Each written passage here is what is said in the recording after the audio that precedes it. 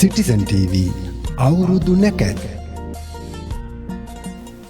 ගිනි දෙවියන් වැඩිය තැනේ කිරි උතුරා සෙත සැදුනේ අවුරුදු කිරිබත සැදුනේ බඩගිනි සැම දානේ උනේ සියලු දුක්ගිනි නිවි සැනසෙන සුබම සුබ අලුත් අවුරුද්දක් ප්‍රාර්ථනා කරනවා සියලුම දෙනාට. වර්ෂ 2026ක් වූ අප්‍රේල් මාස 14 වෙනි අඟහරුවාදා දින පූර්ව භාග 10:51ට තමයි තියෙන්නේ ලිපගිනි මොලවලා ආහාර පිස ගන්න. ඉතින් රක්ත වර්ණයෙන් සැරසිලා දකුණු දිශාව බලාගෙන තමයි මේ දේ ඉෂ්ට සිද්ධ කළ යුතු වන්නේ.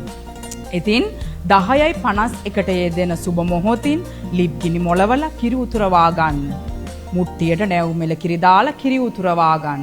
ඒ වගේම අලුත් කැකුළු හාලක් අරගෙන හොඳින් හොදලා දිය කිරෙන්ම ලිප තබා ගන්න. දිය කිරෙන් තැම්බුණාට පස්සේ මිටි කිරි දාලා රසවත් විදිහට කිරිබතත් හදා ගන්න. මේ වෙලාවේ තෙල් වළඳුකුත් ලිප තියලා කැවිලි වර්ගයකුත් හදා ගන්නවා නම් ඊටාම සුබයි. ඉතින් බොහෝ දෙනා තෝරගන්නේ කොකිස්. මොකද කොකිස් කලින් හදලා තිබ්බොත් හං වෙනවා. අනිත් එක කොකිස් හදන්න පහසුයි. ඒ නිසා කොකිස් මේ වෙලාවට හදාගන්න තෝරගන්නවා. ඒ වගේම අමතක කරන්න එපා. මේ පාර අවුරුදු කෑම මේසයට දී කිරි මිශ්‍ර විලඳ ටිහිකුත් තියන්න.